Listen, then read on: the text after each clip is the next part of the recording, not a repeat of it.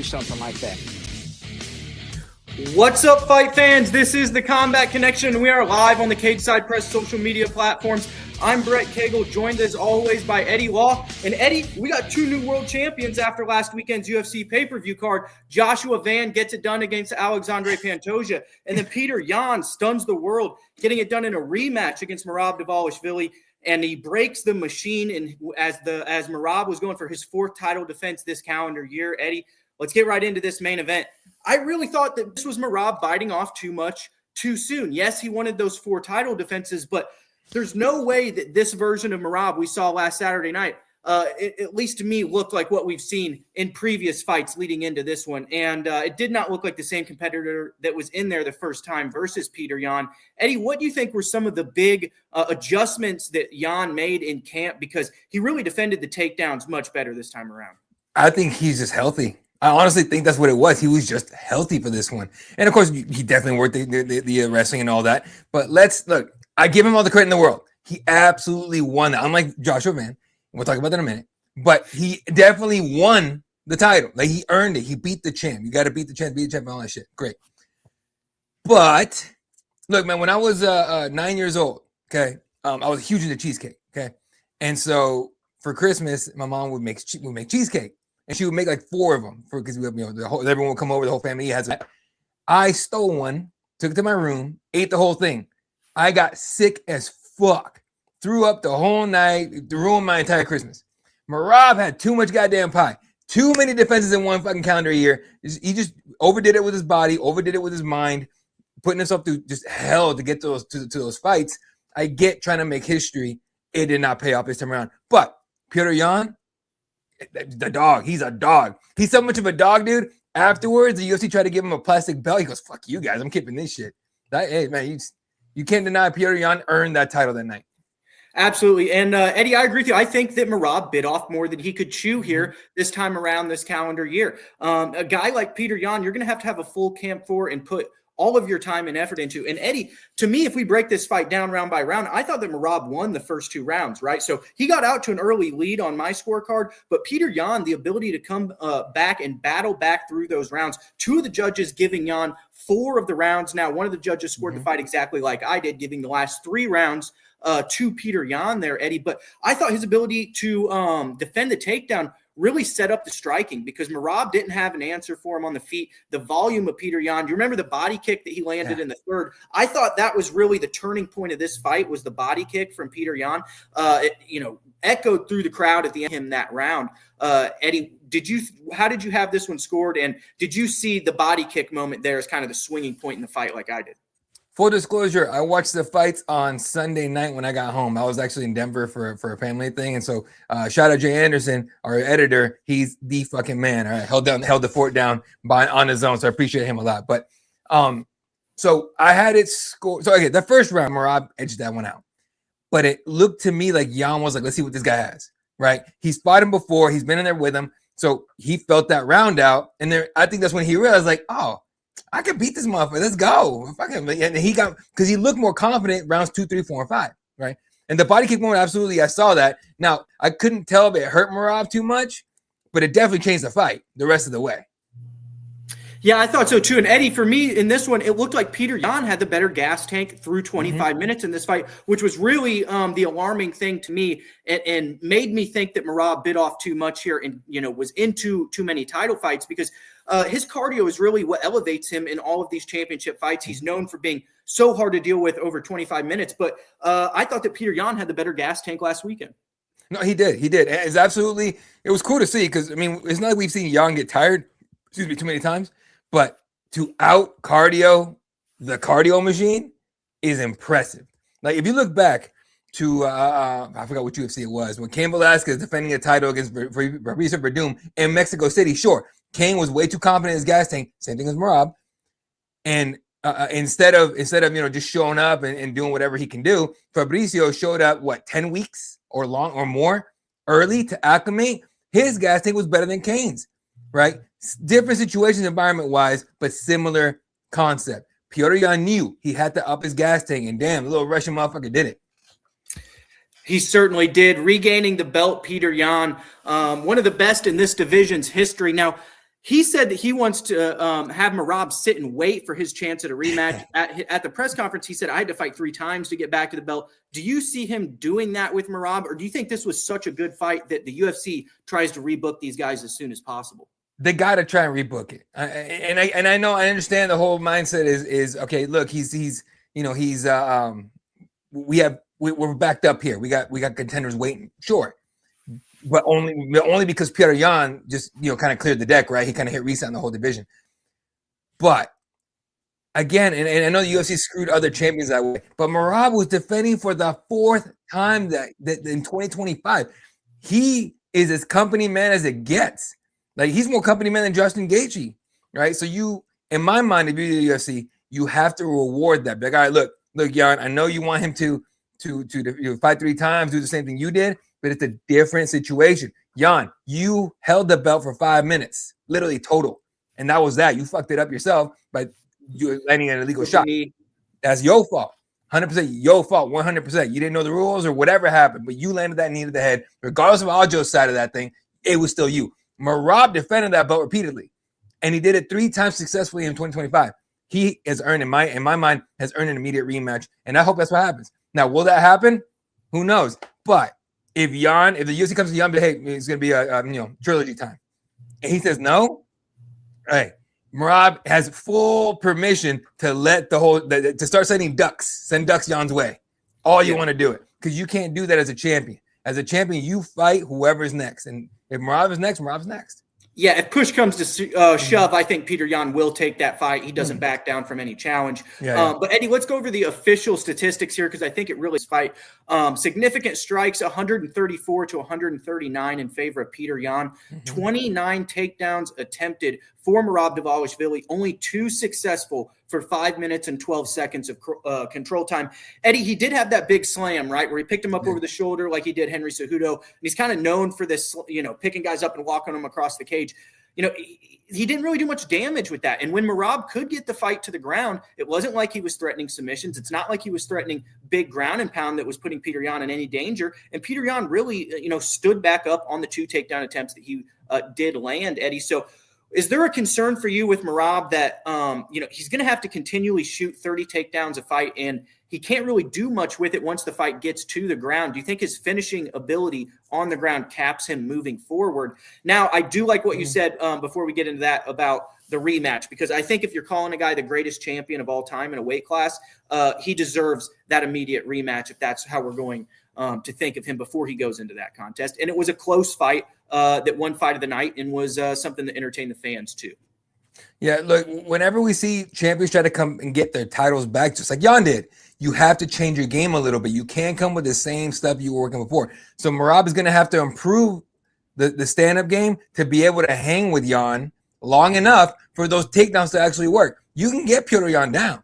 Not that it's easy, but you can get him down, right? And you can get him down repeatedly. The problem is when his striking, the body kicks, the leg kicks, and then getting your head, going low, was low high or high low, whatever, misses with your head. If you're not ready for that striking game, you're not taking anybody down. So he's gonna have to improve that. Now, lucky for him, that fight's probably not gonna happen for 4 months, 3-4 months, something like that. Yeah. So we'll see what happens. But I expect Merab to improve. I just want to see if the champion elevates his own game to be able to deny him again.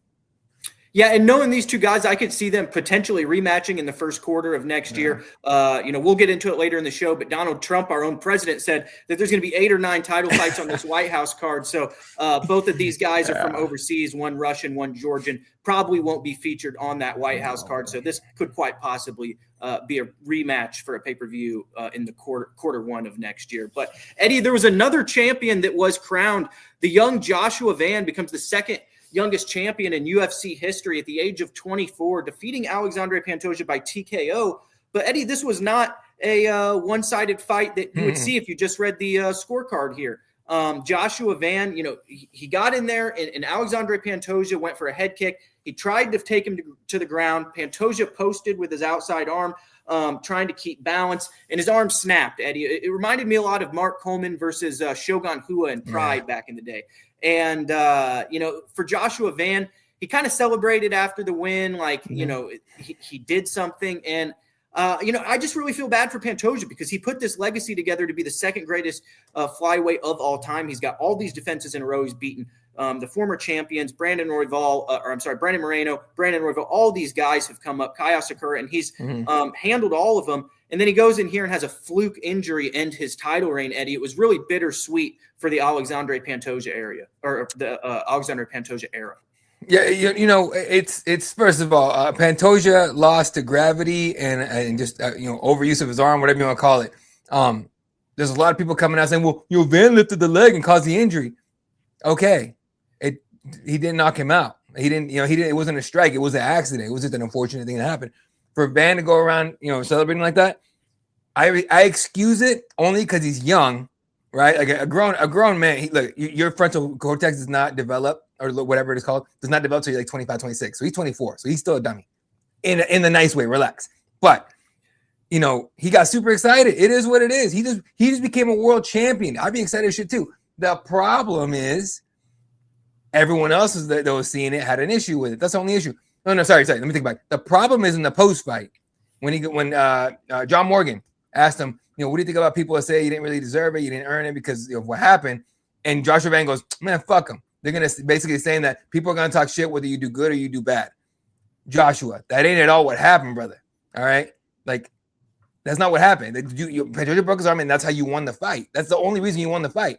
All right? We still don't know who's better between the two.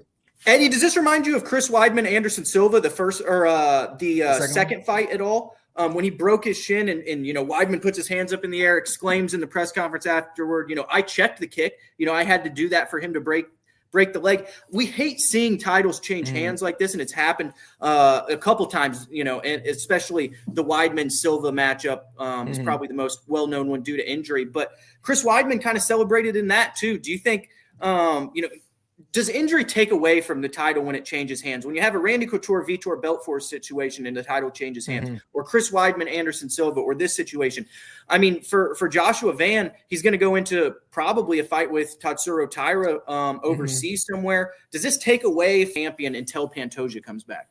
I think it does because they're going to start calling him paper champ. I mean, how's that wrong, right? Like, no, yeah. And I'm not trying to say it in a derogatory way. I'm trying to say you're only the champion on paper. Like, you didn't beat the man, basically, right? So we still don't know who's better between those two. The Chris Weidman situation is a little different because it was a rematch. Anderson tried to get the title back, right? Yeah, but similar with the whole I had to trick the kick to break it. Like, nah, dog. Like, you don't do that to first of all, a legend. And Bannon kept saying the entire week, Pantoja is the greatest of all time at 125. He kept saying that over and over and over again. You have to show respect to that, right? What should have Van said? And then he actually did say later on, he goes, hey, man, we need to do that. We need to run it back. We didn't really have a fight, whatever. So, credit for that. But the only thing it should have been done in the cage, and again, he's young, so I excuse it for that reason. It would have been like, hey, man, all respect. I'm holding this title, but, we're going to fight for it again. Pantoja, we got a rematch right away. I think that would have helped out a lot in terms of like, I guess, the PR, to the public perception for sure. Yeah. So we'll see what happens, man. But again, excuse him because he's just young and that's all. He got excited. That's all it was. Yeah. I agree. Unfortunate situation for Pantoja. It looks like he's probably going to be out close to a year, maybe longer. Those shoulder and arm injuries are no joke, and he's going to have to probably have some type of reconstructive surgery this week. But, Eddie, we move along down the card here to Tatsuro Taira, who finished Brandon Moreno. We both got this one wrong, picked Moreno. Our picks were god-awful. Oh, yeah. Mine was trash. Put money on our predictions. But Tatsuro Taira here finishes Brandon Moreno on the ground with ground and pound. This was one of the most dominant performances from a challenger against a former champion that we've seen this year in the UFC, and one that, according to Dana White, has staked its claim for a championship match in his next contest. So Tatsuro Taira, coming from Japan, is a legitimate threat here at 125 pounds. I think that he's better than what we saw out of Kaya Sakura from the same country earlier in the year. I think he's probably a better fighter than Kaya Sakura coming out of Japan right now. He's younger. He's got great jiu-jitsu. And Eddie, when he got Brandon Moreno to the ground, this one was really over. He did everything he wanted with him on the ground. And Brandon Moreno, who's fought guys like Pantoja and has fought good grapplers in the past, it was alarming how good Tatsuro Taira handled him. Yeah, it was wild. I wasn't surprised.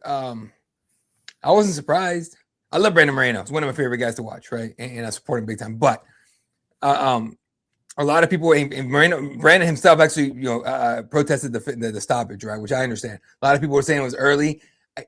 When you have been in the game for so long, like, time catches up to all of us. Eventually, you're gonna get knocked out. If you stick your head out long enough, you're gonna get knocked out. But Taira handled him on the ground, and then once he got him to flatten out, like, we all knew it was kind of the beginning of the end, right? And just landing shots. And as soon as you start doing this shit right here, it's over. It's over. You're not defending yourself. You're not trying to spin. You're not trying to switch. You're not pushing off the ground trying to get back up or nothing. You're just doing this shit. That is I'm done. Save me. That's we all know that look. So sorry, Brandon. It wasn't early stoppage, bro. Like, you gave the signal, hey, save my ass. And that's what happened. I hate to say it, man. I like Brandon Moreno a lot. I think he's a great challenger and champion and is a staple of this division for many years. But he kind of got outclassed by Tatsuro Taira last weekend, in my opinion. And if you go over the official statistics here, I think it really tells the story of it. 1 takedown for 4 minutes and 27 seconds of control time. 45 total strikes for Tatsuro Taira, 9 for Brandon Moreno. So there, I think the stats really speak for themselves. Yeah, pretty much. No, you're right. You're spot on that. Now, Eddie, immediate title fight here, right? He's got to fight Joshua Van. If Pantoja's out, for an extended period of time, I think this kid obviously deserves a title shot next. Yeah, 100%. I think so as well. I think he's damn, boy, don't call him the new Magny. What the fuck? Like, that's disrespectful. And I love Neo Magny. But that man does not, does not mind. Is Moreno in gatekeeper mode now? Absolutely. But I guess I don't know. I don't want to think about that. But yeah, you might be right there. Paralyzed, god damn it. No, like, I think Taira's, like, just like you said, if Pantoja's not ready and you need a challenger, Taira's the guy. If Pantoja is ready, I haven't heard anything about a UFC Japan, but I would love Taira versus Origuchi in Japan. Ooh. That would be sick as fuck. Yeah, it would be a good winner. fight. Winner gets a title shot, because I think Origuchi has a legitimate case for a title shot. 1-on-1. Let's see who wins it. Winner gets the title shot. I love that fight, Eddie. The old champion veteran from Ryzen in Japan versus the upstart, really bred in the UFC, Tatsuro Taira, coming up here versus Origuchi. I think that's a great fight that they could put on if Tatsuro Taira isn't in the title picture next time around. And honestly, if Pantoja does come back, I think Tatsuro Taira probably should be the backup fighter there on short notice if anything does happen. But Eddie, last weekend we said goodbye to Henry Cejudo, a great career for the former Olympian and 2-division champion, a surefire Hall of Famer in the UFC. But it was Payton Talbott's night, and the young upstart put on a show. 30-27, outstruck Henry Cejudo 156-77 in total strikes, 134-60 in significant strikes. Also took down the former Olympian 3 times, Eddie, and showcased the improving grappling in his game. This looked like a completely different version of Payton Talbott than what we saw against Ronnie Barcelos a few years ago. Barcelos, who does not have the Olympic background or the grappling credentials of Henry Cejudo, was able to largely secure a decision victory by taking Payton Talbott down. And when I picked Henry Cejudo as my underdog last weekend, I thought that Cejudo would be able to exploit the grappling of Payton Talbott. But this is a very big, strong, athletic guy for this division, Eddie, and he showcased that last week, getting the better in the grappling against a former Olympic champion in Henry Cejudo. Dude, sorry. Inoki versus Will Smith in slap fight. That keep my name, whatever. And my wife's name. Whatever. Hey, Inoki hits harder than Will Smith. I'll tell you that. 100%. But book it. Fuck it. No, Payton Talbott showed out, dude. But it's, again, changing of the guard. We're in this transitional period. I mean, you and I grew up. I mean, more me than you, obviously. But you and I grew up. I grew up with Peyton Manning killing, Tom Brady killing. Fucking even Jay Cutler had some couple good years. Brett Favre. Brett Favre murdering in the most fucking hilarious and entertaining way. When the changing of the guard happens, you fucking feel it. You notice it. Drake May's the quarterback in New England now, not Tom Brady. You know, you got Herbert and Phillip Rivers. Phillip just signed somewhere else, but that motherfucker crazy. Yeah. I can't wait to see, dude. I don't know if you saw real quick. I know we're talking fighting, but I saw what was it, a clip today? He's at the practice facility. He throws a fucking pass. Bro, I think I went, grabbed my food, took a nap, came back for that fucking pass, made it to the receiver. That's going to be hilarious. Anyway, no, but Payton Talbott has trained with Cejudo before, has learned from Cejudo before, has actually, Cejudo said he loves the kid. It sucked to lose to him. But I think this fight, I think we all kind of knew what was going to happen in this fight. I think Henry probably knew what was going to happen in this fight. You and I have rarely seen a fighter say, this is my last fight, I'm retiring after this one, and then actually win the damn fight. That rarely happens. So the second Cejudo came out, this was the last dance and all that stuff. I'm like, oh, Payton Talbot. Yeah, and I know. I'm pretty sure I still picked Cejudo to win, but still. Yeah, we both did. But you're right, Eddie. Well, I think we kind of picked with our heart, but he did have one foot out the door. And when we see guys have one foot out the door, it never goes well. But for him, it was a great career. And when I go back and think about the career of Henry Cejudo, one thing pops up to me, Eddie, and it's the early retirement, right? Mm-hmm. He took those 2 years off to do the Hot Boxing podcast with Mike Tyson and start a family and have a wife and kids. And that's great and everything. But as a competitor, when you look back, those were the 2 best years for you to go and do, and accomplish your goals and potentially become a triple champion and all those things. I just wish if I could ask Henry Cejudo one question, is that taking those 2 years off, do you think that was beneficial to your career in the long run? Because today, I don't know if he thinks that, because maybe he could have been done 2 years ago and not fighting at this stage of his career against young up-and-comers. We'll send the question over to Cade Morehouse. He might be talking to Cejudo sometime soon. There you go. Yeah, but yeah, dude. I think when you get older and you start, and I can say this from experience, when I was single and young, I was an investigative journalist. I can spend hours upon hours just working, doing whatever, eat shit food, drink whatever, and then and get the job done and do a really good job. Once you start bringing in the wife, the girlfriend, the kids, the businesses, which Cejudo has plenty of, you start running your own gym, you start coaching other guys. You can only have so much bandwidth, right? And the older you get, people, write this down. The older you get, the less bandwidth you're gonna have. It's just nature. It's life. It's what happens. So the more bandwidth you give out here, less to go to this.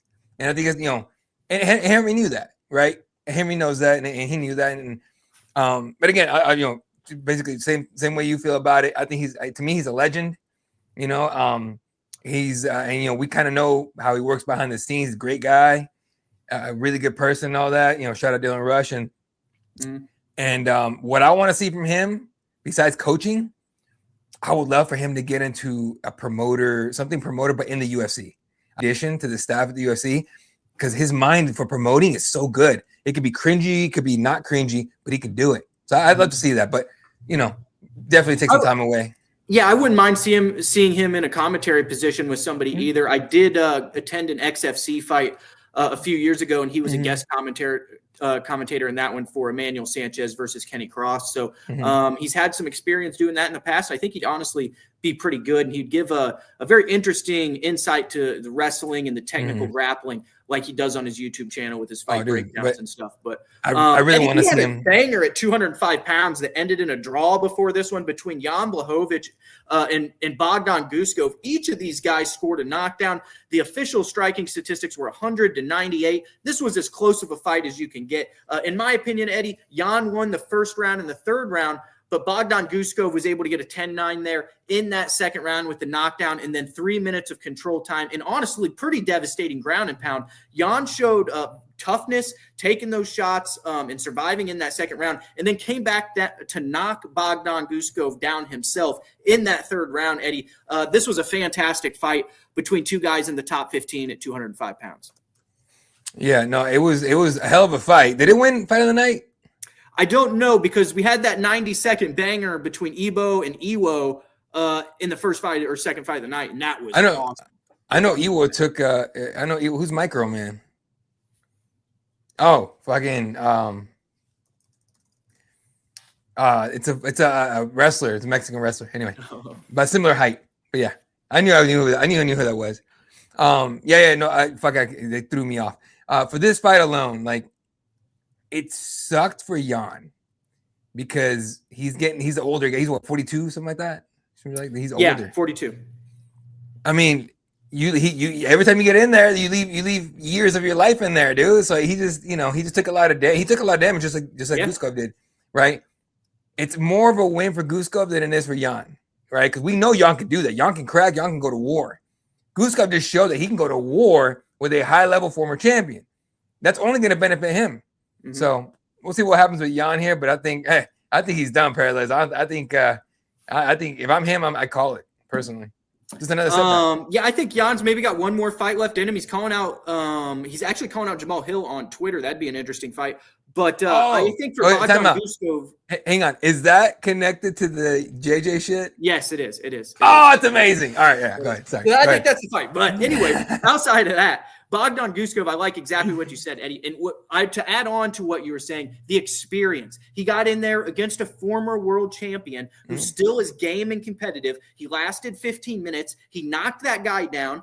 He looked good on the feet. He looked fluid. He was the faster fighter until he gassed, emptying the tank in that second round. And for Bogdan Guskov, I think he is a legitimate contender moving forward here at 205 pounds, especially against guys not named Magomed Ankalaev. I think that Ankalaev and some of these top grapplers might throw him a different look than what he's used to, but his hands are so fast. He's so powerful. I think that he's going to win a lot of these shootouts at 205 pounds against other strikers.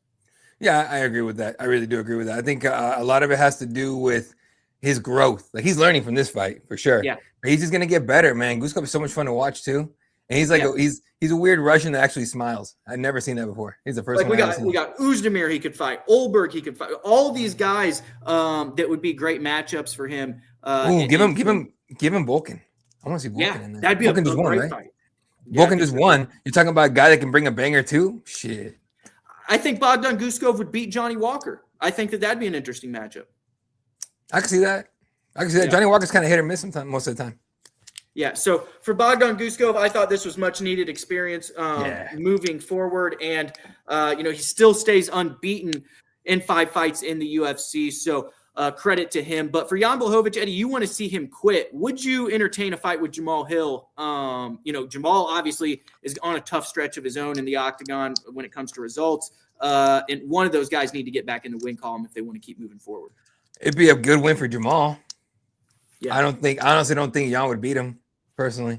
No, I think Jamal would win that fight. Jan would try to wrestle him, but if you're doing this, because the thing that shit happened with JJ, bro, you can't just go in there and nut hug the motherfucker. You got to knock him the fuck out. And if you leave yourself open, say what you want about Jamal Hill. He's not the guy you really. He's not. He's kind of a dick, right? And so it is what it is. Yeah. Right. But he can still crack like just like anybody else. So if that fight happens, it'd be more of a win for Hill than anything, honestly.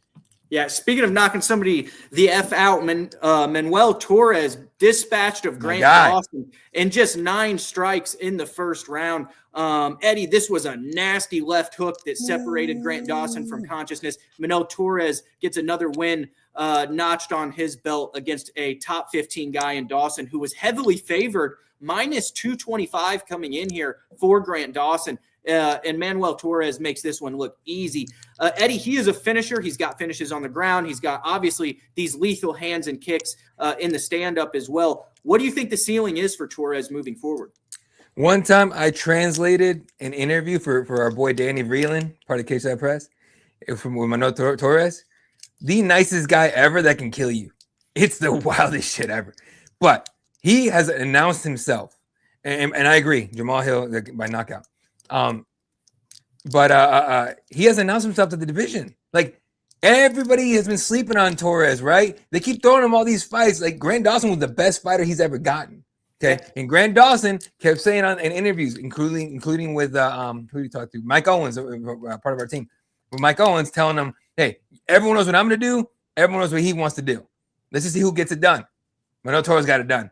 It sucks with Grant Dawson, but now we can see. I can see Manuel Torres becoming a legit contender in a fight or two. Eddie, real quick on Grant Dawson, do you see a hesitancy from him on the feet when he's going in there against guys like Bobby Green? I feel like he is putting so much mental pressure on himself. And in these fights, Eddie, that he's lost by devastating knockout, Bobby Green and Torres here, he has not legitimately attempted takedowns and gotten to his grappling and gotten to his game plan in those fights. Do you see some sort of like, I just see that he's putting too much mental pressure on himself. I don't want to say someone looks scared going in there, but he knows how he has to win this fight, and it's grinding people out for 15 minutes. And when you're going against guys like Bobby Green and Torres, who only need a couple seconds to finish the contest, that's got to weigh on you heavily from a pressure perspective going in. Yeah.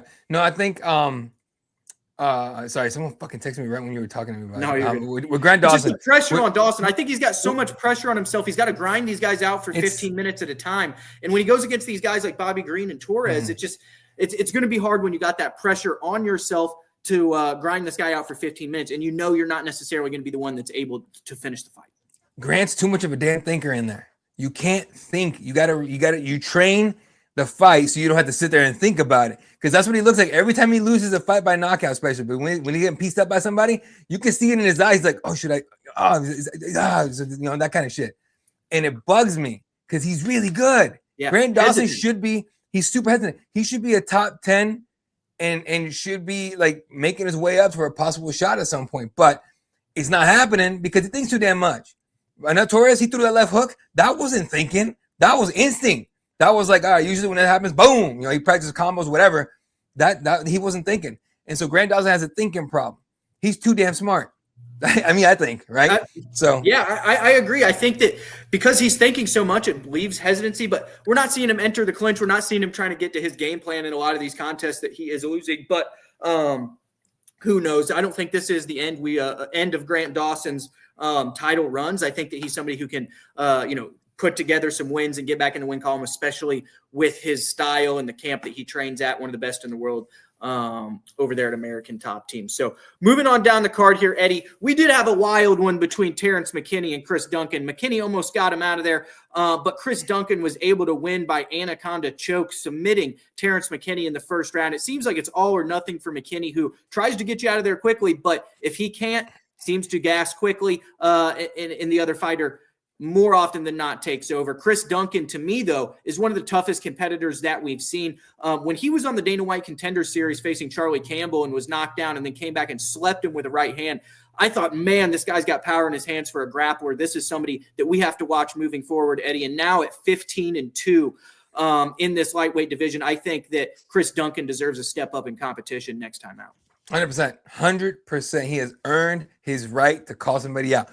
And Terrence McKinney tried to fake him out. Immediately he said, well, I'm going to be a little different this time. You're going to see a more strategic Terrence McKinney. Didn't do it. He's too damn young to not grow. He is too damn young to not be getting better. He hasn't gotten any better. Yeah. And you argue with the wall, people, if you disagree with me. You know I'm right. I don't even have to tell you exactly how. Look at the results. The results are showing themselves. My thing is with McKinney, Eddie, what's the game plan when we're going in here? Like, all I see is gas pedal, no brakes, put the foot on the gas, see if you can get the guy out of there in 7 seconds like you did Matt Favola, or you do some of these other guys like Borishev where you submit him in under a minute. But McKinney, he goes in there, he tries to finish you, and if he can't finish you, it really shit hits the fan for him after that. McKinney moved to Florida to train. Whatever, I forgot the name of the gym he goes to, but he moved to Florida to train. Damn sure didn't help because he did the same shit he's been doing forever. You can't be stagnant in this game and stay the same fucking person. It doesn't work. So if I'm Terrence McKinney, I'm sitting at home right now going, shit, do I really want to do this? Because I'm not even trying to get any better. I haven't shown a damn thing. I haven't shown any new tools, nothing. It's just blitz a guy and get him out of there and then win fast. And you cannot win a championship like that. Man, I just feel like McKinney, the worst thing that could have happened to him was in his debut when he knocked out Favola in 7 seconds and became the fastest knockout in the division, because he has fallen in love with his hands, Eddie. And for a guy who was known as a grappler and a wrestler before transitioning into mixed martial arts, he attempted 0 takedowns again this last weekend. And the last time he was knocked out by Esteban Ribovics. also attempted 0 takedowns in that fight. I think for McKinney, he's got to realize that he does his best work on the ground. When he submitted Borishev and went on these runs, he did a lot of great groundwork. You cannot throw that out the door to try and go blitz a guy like Chris Duncan, who obviously has power himself and showed off his submission game and grappling last weekend. For Chris Duncan, real quick, Eddie, this is a really tough individual. I like the toughness. I like his ability to take a shot. I like his ability to give a shot with the power in his hands as well, and also showed off the grappling last weekend. What do you think is the limit or the sky and the potential here for Chris Duncan moving forward? I think he could potentially be a top 10, top 5 guy. I think so too. I think he could be. I think he has a chance to be a top 10 guy for sure. Top 5 if he keeps improving little by little. He's proven everybody wrong.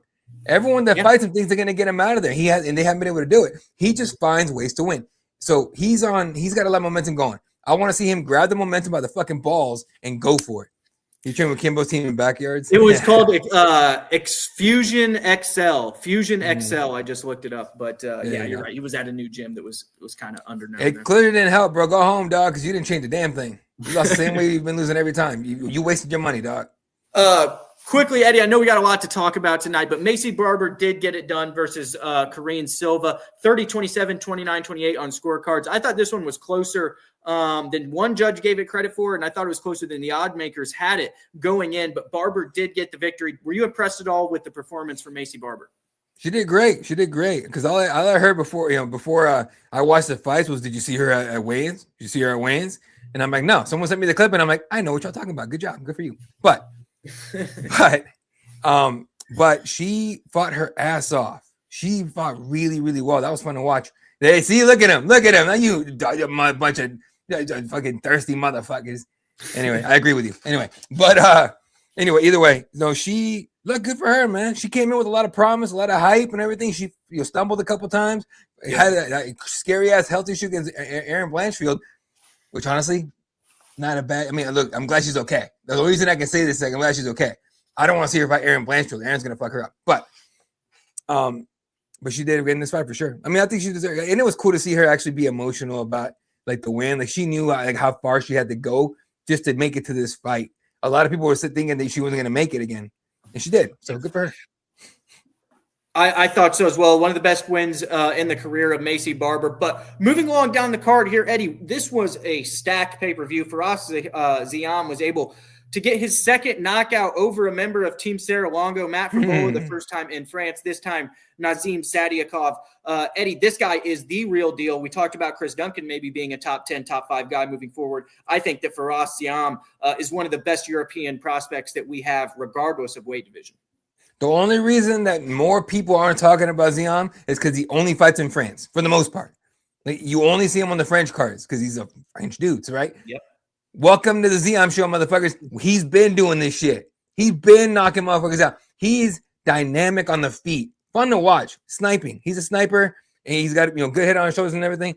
It's about damn time he gets some recognition. I mean, I want to see him on the main card of a pay-per-view at some point in 2026. I do too. Eddie, those elbows and knees that this guy throws are just vicious. Nasty. He tries to get you out of there. I mean, just unbelievable elbows and knees. He uses all limbs. The hands are good as well. Got the knee knockout over Favola, and this time used the elbows against Ziam against the cage there. Yeah, no, it was a great performance. Perfectly done. I felt bad for Nazim, right? Like that sucks because I hold him in high regard. You ran into a buzzsaw. That's the problem with fighting. You just never know. No, that's the thing. He's one of the best fighters out there, and he had one of the Fight of the Year contenders against Nicholas Mota. We talked about that coming into this when we were previewing this fight. But I think that Zahim is just one of the best guys right now at 155 pounds. He's so long. He's so dynamic on the feet, and his ability to defend takedowns as well is underrated. No, it's way underrated. He's really good, honestly. He's a shit. Yeah.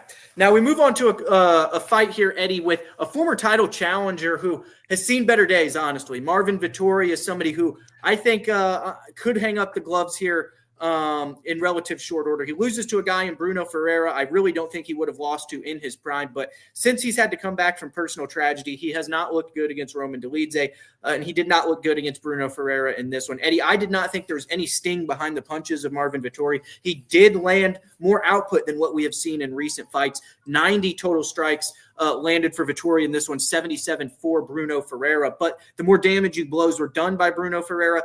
Bruno really walked through the left hands of Marvin Vettori. And Marvin's got one of the toughest chins, most granite chins we've had in UFC history. But he had to showcase it last weekend because Bruno Ferreira was throwing wild winging hooks from his sides that routinely were hitting Marvin Vettori. He was not able to get out of the way of.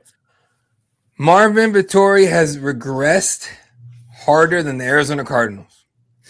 Just damn. And I feel bad for him. Badly, right? And it all started with losses here and there and everything. Then he lost his brother, and that feels like that's been the thing that's taken him down even harder because he doesn't have any fire in his eyes anymore. We don't see it. He just looks like I'm just here because this is how I make money, but I don't actually want to do this shit. He didn't look like he wanted to be there the whole week. Like when he first came in, he was cussing, he was yelling shit in Italian. He learned English. He was cussing, he was yelling shit in English, getting in people's faces, trying to start shit at the weigh-ins and all that. Now he's just kind of a guy, like a shell of himself. And this is not to put him down. This is what we're seeing with our eyes, people. And so regress harder than the Dallas Mavericks. Well, yeah, I mean when your GM fucks you over. But yeah, no, I think I don't want to say he's done, but if he doesn't do like some soul searching and go see therapy, whatever you got to do to fix this up here, this right here is not gonna fucking matter. No. And I think that it might be time for Marvin Vettori to switch camps. Or he's at American Top Team, but I mean, something's got to change here. Move to Vegas. Go train with Sean Strickland. 4 losses in a row. Bruno Ferreira, Brendan Allen, Roman Dolidze, Jared Cannonier. I mean, the first 3, Allen, Dolidze, and Cannonier, are legit guys, ranked guys.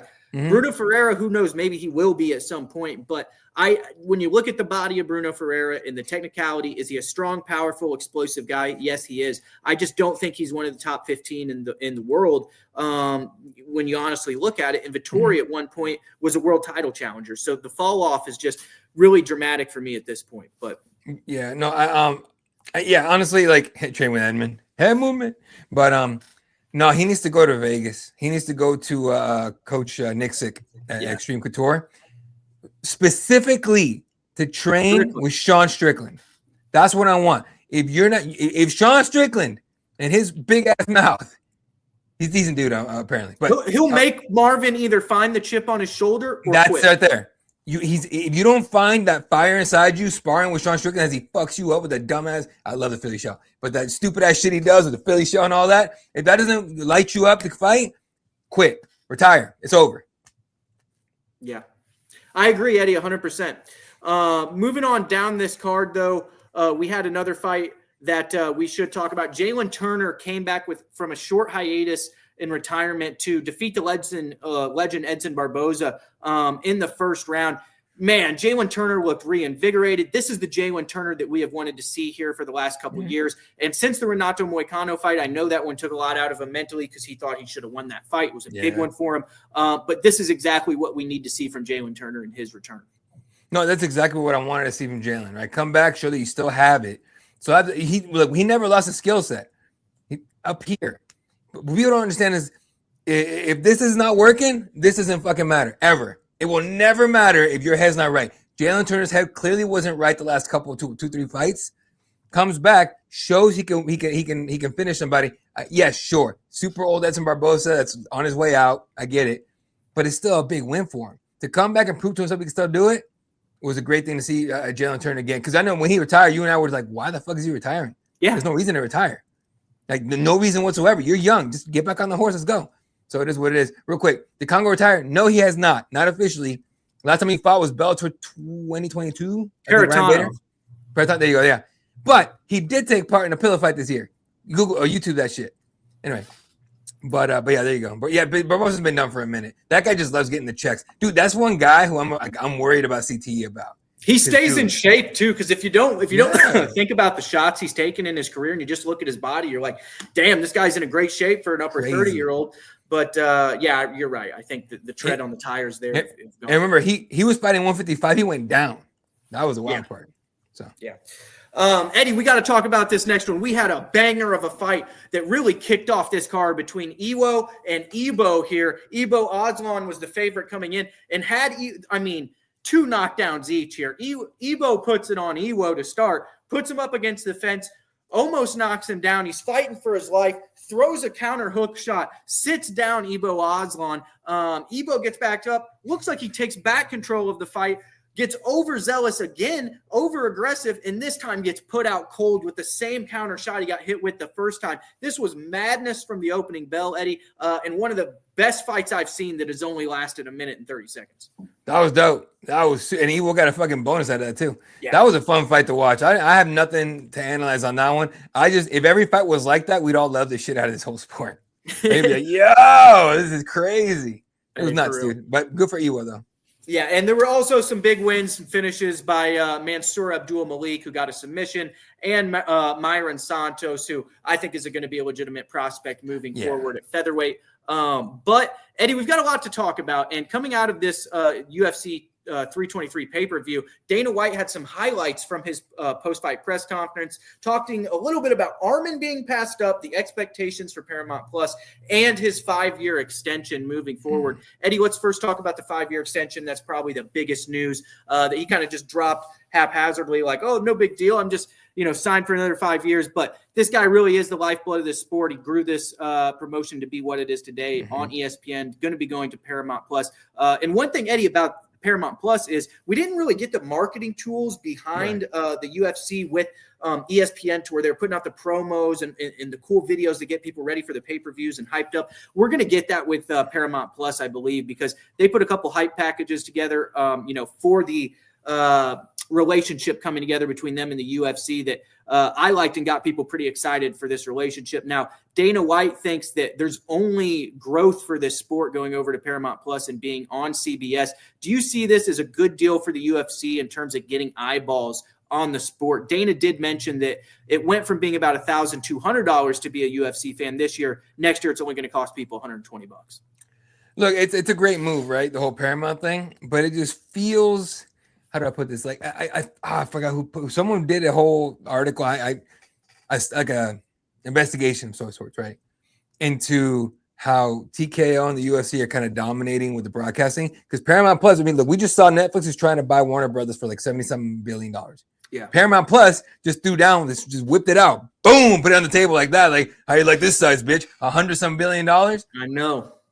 They could potentially control the UFC. Could be part of this giant like broadcasting giant monopoly.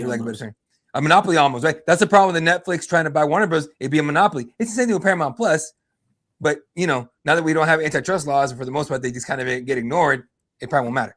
But it's Perlins, what I think they're going to do, they haven't talked about this specifically yet, but what I think they're going to do is they're going to find a median average for what the fights somewhere through the year, say they do the first quarter, I think they're going to find a median average for what these fights are from a viewing perspective. And if you exceed that number, then you're going to start getting into different pay categories as you go up. Like, obviously, if you get 1 million pay-per-view buys or 1 million views, excess of what the median is on a normal weekend, I think that's how they're probably going to compensate them moving forward.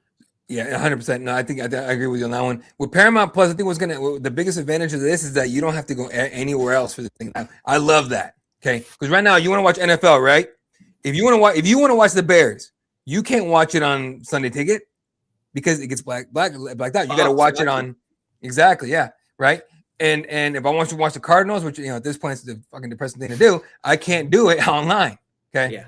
With back in the day, we used to go to Fuel, Spike TV. You get the pay-per-views, you get to order the pay-per-view on Fight Pass, and then you can watch regular stuff on Fuel or on Fox Sports and all that stuff. And I know ESPN Plus had all of it together, but you still have to pay the damn pay-per-view. Now, $1 billion a year for the next 7 years, they can afford to not charge us for the pay-per-view, and it's all going to be in one spot, one price. We're talking, I see the growth of the sport growing more because of it. Because now there's going to be people that already have Paramount Plus. It's only going up a couple bucks supposedly, right? And so you're going to see, I think, a growth in viewership, but the challenge comes in still the quality of the cards. You still have to, you still have to bring quality to get people to watch, So we'll have to wait and see what happens here. But I'm excited for it, dude. The thing is this, I was thinking about this. I have a video coming out. It'll be on social media, little 2-minute thing where I'm going to talk about the end of ESPN and the start of Paramount Plus, right? If you look back at the moments we had at ESPN Plus, and we got through The freaking pure Apex cards. But that's what I was going to say is you take those Apex cards that are not promoted at all on ESPN. Eddie, they're behind like Division II football on ESPN Plus. When you go on there, you got to search for these Fight Night cards at the Apex sometimes. Yeah. But now they're going to be on Paramount Plus. Some of these cards may even be on CBS because of the contracted amount of cards that are going to be on national television. I think it's got to bring more eyes to the sport, not from even a pay-per-view or number card perspective, but just for an every week, week in, week out perspective.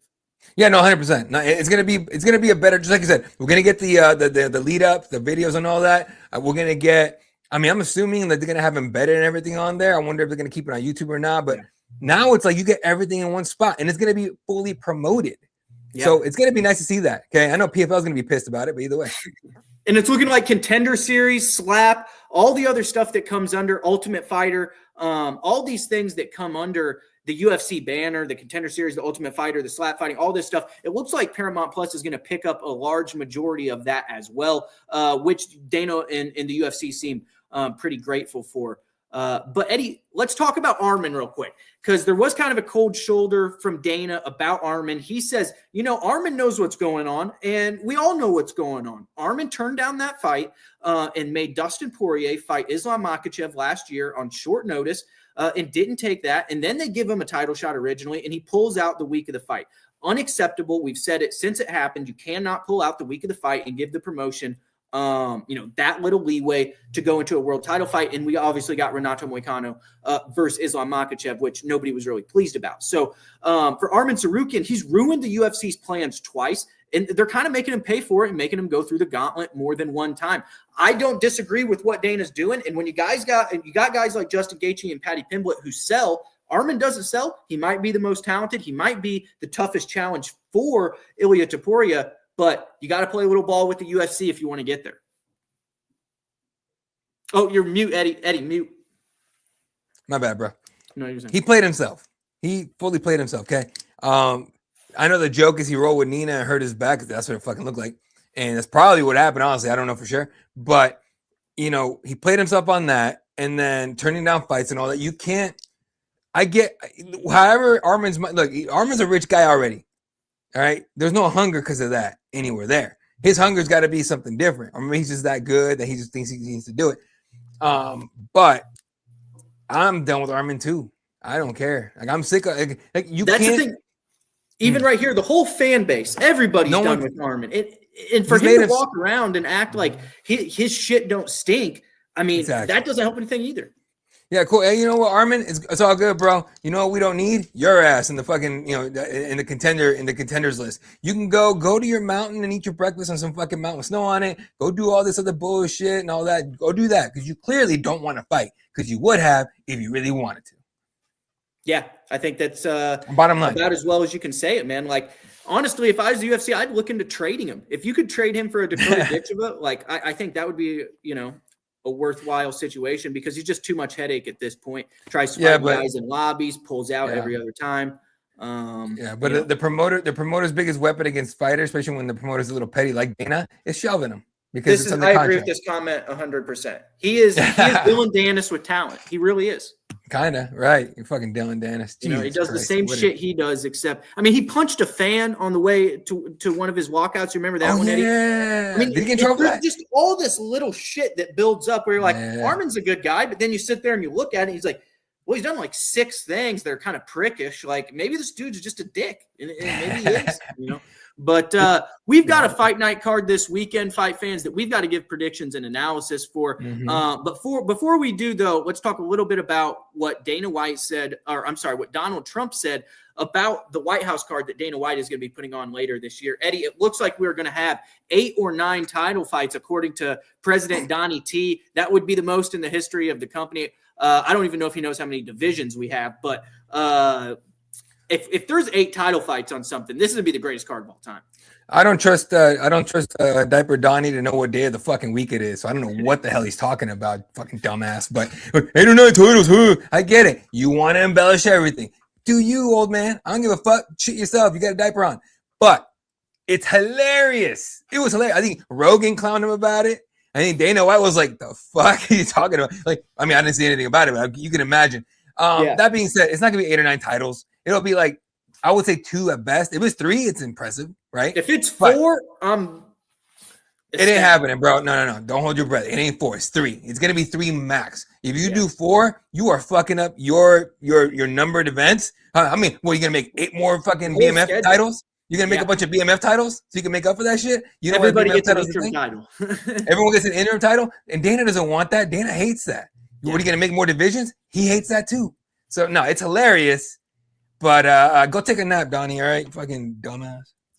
But staying on White House card here, I believe Mark Shapiro came out and said that no tickets are sold to the UFC White House card. Now, Donald Trump himself said, and Dana White, 20,000 people. We're going to have 20,000 on the White House lawn, all this stuff.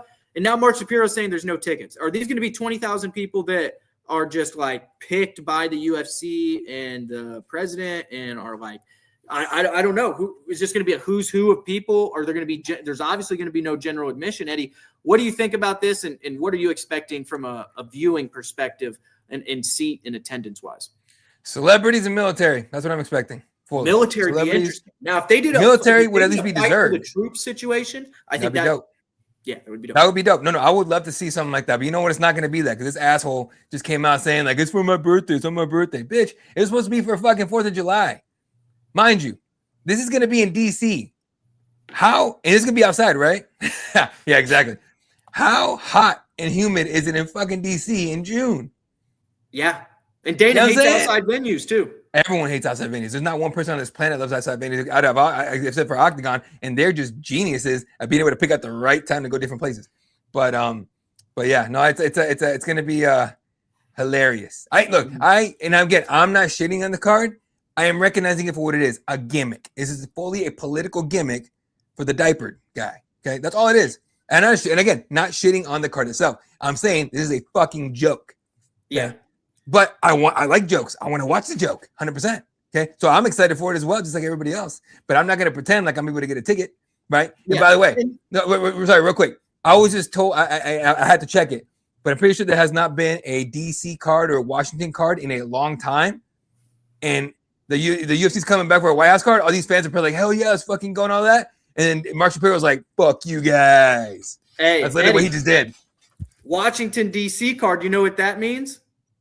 The 2-head licensed judges are the Yamasaki brothers. We're going to see somebody die. Oh, let's go. We're going to see somebody die on July 4th, baby. All right. Hey, give me 1 second. I'll be right back. All right. I will talk about a little bit about Conor McGregor. Donna Corby from Bloody Elbow recently this week did have an interview with Conor McGregor as he was at his pub in Ireland. He asked him about Islam Makhachev and the chance of becoming a triple champion, and Conor said that that's something that he wanted to do, but he didn't necessarily look as invigorated as what we would expect him to be in the past for potentially becoming the first 3-division champion in the world. Eddie, Conor McGregor was kind of pouring a beer. He was talking to Donna Corby, who we know from Bloody Elbow, great guy, good journalist, and he asked him about Islam Makhachev potentially fighting him. He's pouring a beer. He's like, yeah, I'd like to do that.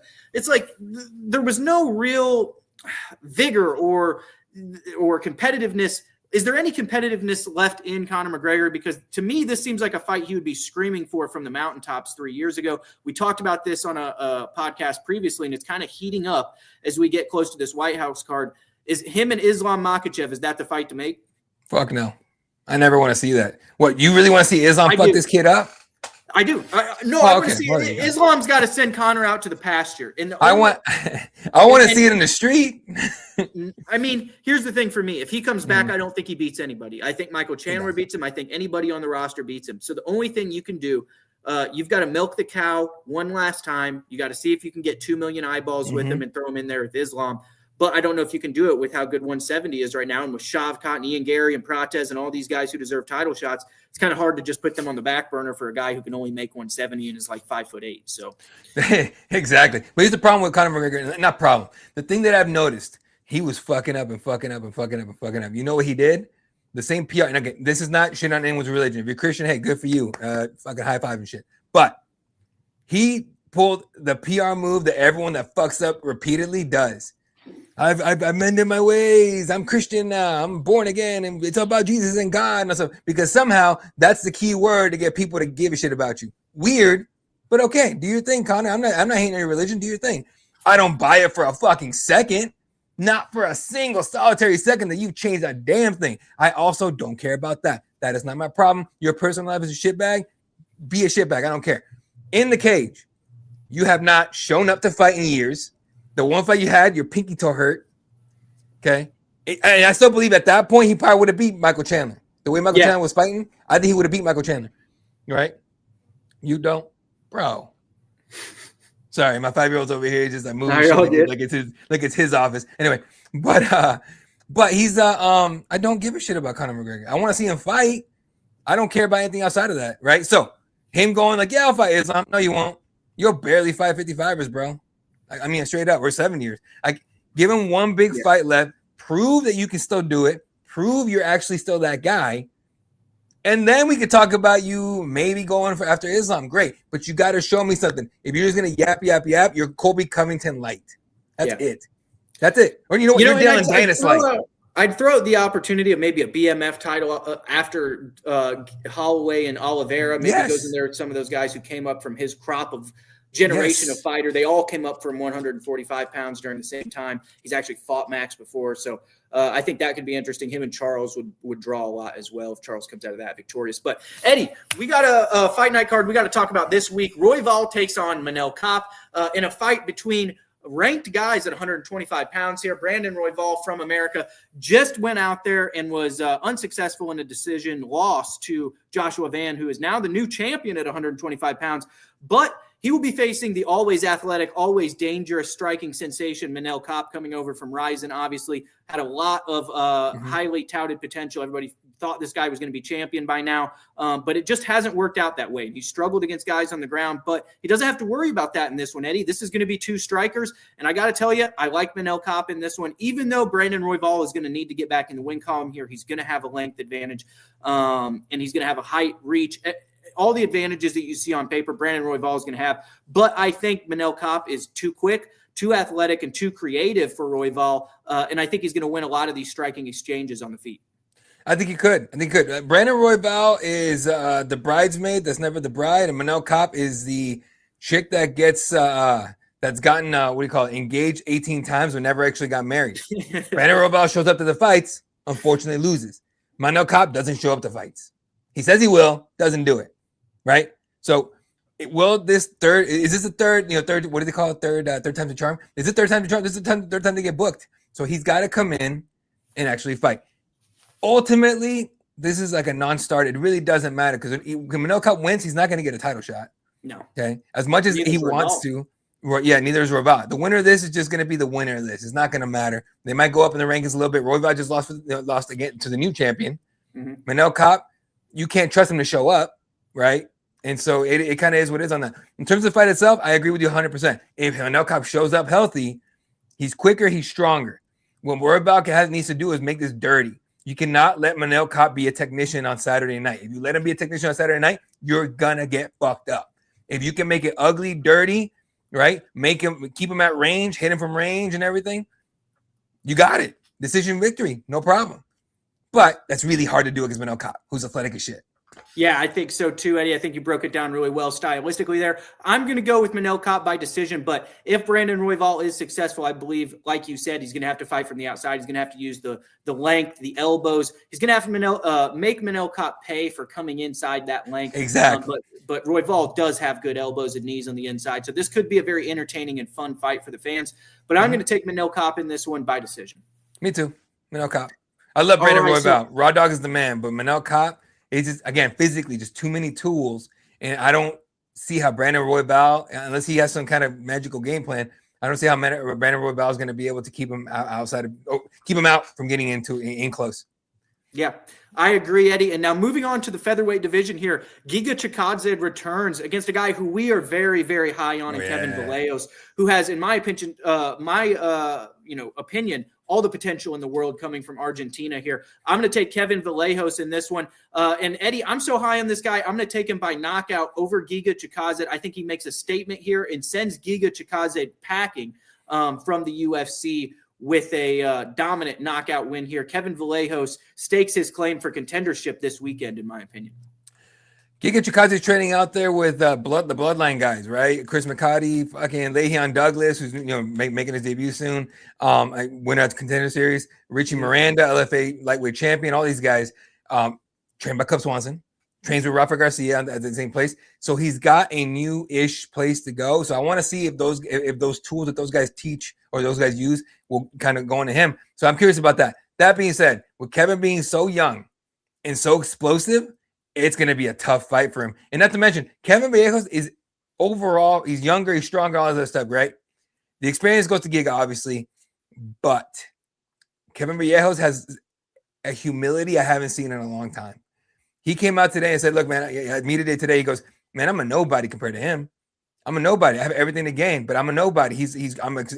I'm grateful. He's ranked. I think Giga's ranked. I'm not really sure, but he was like, he's higher than me or whatever in the rankings. And I appreciate him taking the fight. That is the mindset of a guy who has only thought about this fight the whole time, right? So I'm expecting Kevin to come in here and knock out as well, second round. Yeah, and that's kind of the greats, the mindset of the greats. When you would listen to Bill Belichick before contest, even if he's playing a team that's 0-2, it'd be like the Oakland Raiders. They're a good team.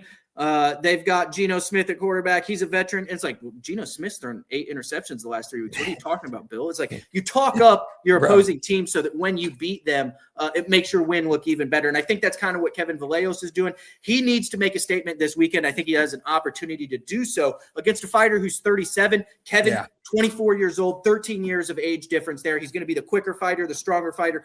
And in my opinion, I think he's going to be able to get Giga out of there. But Eddie, if Giga loses here, it'd be 3 in a row, 37 years old. Do you think this is kind of a put up or shut up fight for Giga Chikadze? Is he going to be out of the UFC in the next 2 or 3 fights here if he can't get a win? I think this fight's going to tell him everything he needs to know. If he wins this fight, he still has it. If he loses this fight, it's time to really be very picky about your matchups and maximize your money. Because you're probably not going to be going anywhere near a title shot. As nice as the Giga kick is, this is kind of put up or shut up time. Yeah, I agree. I'm going to go Kevin Vallejos by knockout. Which way are you going, Eddie? Vallejos by knockout, second round. Yep. All right, so we move on to a fight between, light heavyweights with striking backgrounds here, very credentialed strikers. Cesar Almeida coming over from the kickboxing world versus Michael Oleksiejczyk's little brother, who we just saw on the Contender Series, Cezary Oleksiejczyk, 16-3 for the Polish native. The Brazil native, Cesar Almeida, 7-1. Eddie, I see this one as the technical striking of Cesar Almeida, who picked up that big win over Abdul Zak Al Hassan, versus the youth and athleticism of Oleksiejczyk, who is kind of a newcomer in this division that people think has a lot of potential moving forward. I'm going to take Oleksiejczyk in this one, 25 to 37 years of age. I think that he's got the athleticism to avoid the devastating strikes of Cesar Almeida. And I think that if he wants to, he probably will have a grappling advantage in this one as well. Yeah, I think so as well. I think it's going to be did I not switch it? My bad. Yeah. Cezary he's been training with the fucking with the fighting nerds, right? Yeah, him and his brother both. This is interesting to me, man. Honestly, super interesting. Can Cesar Almeida? I mean, they're both strikers. Am I wrong on that? Yeah, counter striker, former kickboxer in Almeida. I think a young athletic guy in his name's Cezary, right? Cezary, yeah. Cezary. Okay, it's interesting because I have not thought about this fight very much. I did write up the media day for Cezary. And he's like very simple. He's like, I train with the fighting nerds. Cool. Yeah, my brother's gonna be there. He's gonna be my corner. Great. No, he wasn't there. He wasn't in my camp. And he said he's going to beat the legendary striking of Cesar Almeida. He knows what he's up against, right? It's a hard one for me to pick, though. It's a weird thing to break down because this is gonna be a banger. I think it's gonna be a scrap. How do you pick someone to win decision over Cesar Almeida? It's like he's such a great technical kickboxer. He's way good. He wins all these fights. And I'm sitting here thinking I'm going to pick Cezary by decision, and it's just it's a hard time doing that. It's hard for me to not pick Almeida. It's hard for me to not pick Almeida. More UFC experience, clearly, and it's great that that Cezary is training with the fighting nerds. But Almeida's been here. He's been doing it. So I expect him to win it Probably by decision. I don't know if he's going to knock out the young guy, but it'll be. Yeah, that's kind of what I'm thinking with the fighting nerds, though. Maybe he'll try and use that grappling. Obviously, Kai Barala over there is a really great coach. Maybe we'll see some grappling from Owić in this one against Almeida, but hopefully fight fans are going to see a very entertaining striking affair between these two. I am going to go with Cesare by decision in this one. Eddie, you're going with Caesar by decision, right? Yep, by decision. Bettors out there, I would advise you, though. I think this is a 50-50 fight, so I would stay away from this one if you're going to make a parlay this weekend. Yeah. Moving on down the card here, one fighter that I do like is Melquizael Costa from Brazil here. This guy's a submission specialist on the ground and going against Morgan Charrier. Morgan is a very athletic guy coming over from Europe. We saw him on Cage Warriors. Eddie, he's great with his hands, but I don't think he's going to get to use him in this one. I think Costa is going to take him to the ground, and I'm going to have a submission here in the second round for Melquizael Costa. If Costa can get through the striking and get him down, I'm with you on that. Morgan Charrier is the guy that they took instead of signing Paul Hughes. That bothered me a lot when it happened. But it was only because they needed a guy for the French cards. But I think if Costa could get him down, it's game, dude. I think Costa's. I think he's that damn good, honestly.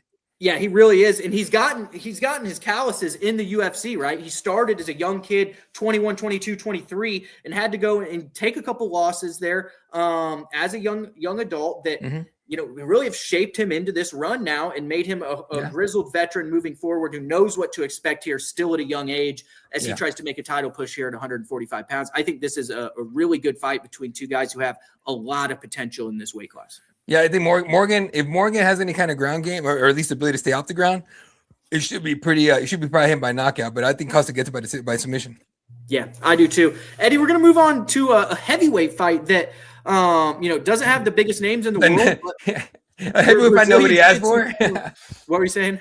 A heavyweight fight nobody asked for. Yeah, I mean, Marcus Buchecha, we didn't know if he was going to return after his loss in his debut, but he does. The former Brazilian Jiu-Jitsu world champion will make his second fight in the UFC against Kennedy Nzechukwu, who has been a veteran of 205 pounds and heavyweight. Now, when I look at this fight from a handicapping perspective, I think that Kennedy has good enough takedown defense to stay on his feet, and if that is what happens, I believe he will knock out Marcus Buchecha in this fight. But for Kennedy, he's a guy who's he goes up and then he goes down. He goes up and then he goes down. He's got all this potential, but hasn't been able to really capitalize on it. 14-6 in his career. Do you think this would be a big win for Kennedy Nzechukwu? I've got him winning this one. I think he's going to get a decision or TKO over Buchecha. I think he's just too one-dimensional right now at this stage in the mixed martial arts game. Marcus Buchecha got into the UFC way too late. And if you watch his fights before, I think he was in one championship and somewhere else. Yep. Not very impressive, honestly. Like the whole idea for Marcus is jiu-jitsu. He's supposed to get you down and choke you out. Kennedy has, like you said, I agree with you, has solid enough takedown defense to stop that. Does Marcus have good enough striking to not get knocked the fuck out by Kennedy? No, he doesn't. Kennedy and however you say last name, dog. Yeah. Kennedy, by fucking first round, second round knockout.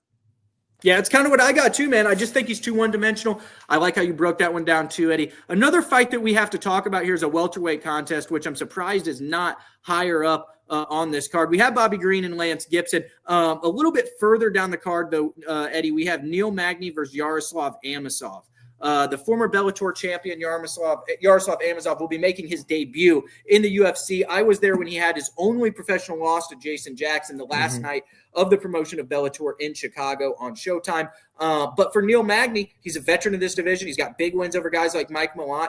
If you are a pretender, Neil Magny will turn you back in embarrassing fashion. He is the gatekeeper in this division and has been for countless years. He is going to be taking on a guy in Yaroslav Amosov who, although, he looked terrible his last time out, he didn't look like the same guy. He did fight in the war over there in Ukraine briefly, and some people gave that a little bit as a reason to why he didn't win that fight with Jason Jackson. But having 2 years off here, I believe he did pick up a win against Curtis Millender outside of major promotions, on a global scale. But Yaroslav Amosov making his debut in the UFC this weekend. How excited are you for his debut, Eddie, and what are you expecting in his career? Oh, man, Yaroslav is a dog. He should be fun to watch for sure. And obviously, he's one of the few that came over from Bellator. We don't see a lot of Bellator guys coming over here. By the way, shout out Lance Gibson fucking Jr. Hell yeah. Let's fucking go get the UFC, my boy. But I almost have the same. I'm more excited about Amosov than Lance Gibson. But I mean, he's that. I'm not gonna say he's unknown because there's tape on him, but he's not very well known in the UFC circles, right? And we've seen a lot of guys come in from other promotions that have plenty of tape, but somehow don't get broken down as much. Now, again, this is the apex. You don't have to worry about the lights. It's can you get past that UFC? You put those 3 letters, you're golden. That being said, motherfucker, you're making your debut against a dog who is like defying like age expectations and wear and tear expectations. Has seen it all. Has seen everything. Call Neil Magny what do you call it? What do they call him? They call him gatekeeper. Yeah, he don't give a shit. He's like, I'm cool with it. I have no problem with that. That's not distant me. Yeah, when a guy can embrace his role, boy, you in trouble. Like you're gonna have a hard fight. So I think as good as Amasov is, and I think he's gonna be good in the UFC, I think Magny should be able to grind this up by decision and take another one for the old guys.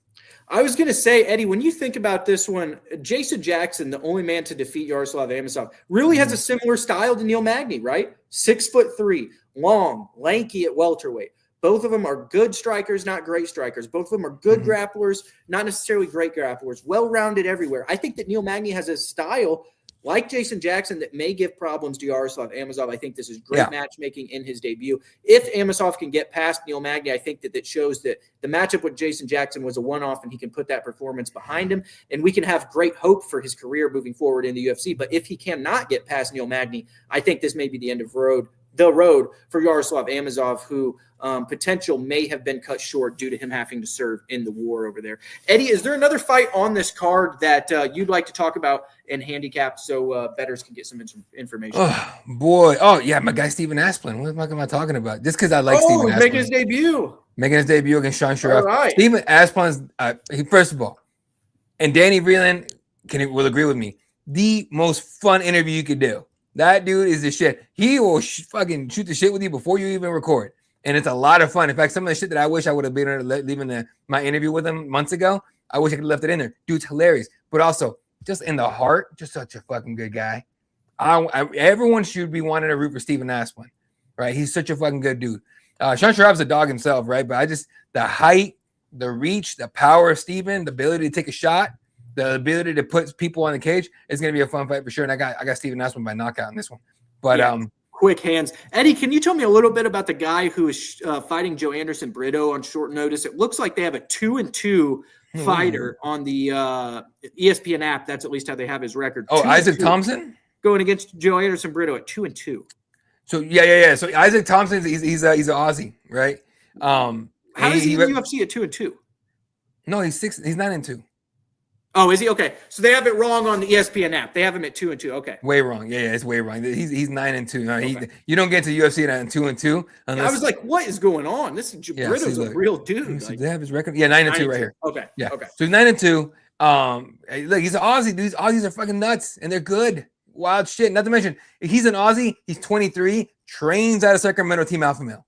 So you know he's gonna have a guillotine. You know he can defend and shoot and go for takedowns, and you know he has a good ground game.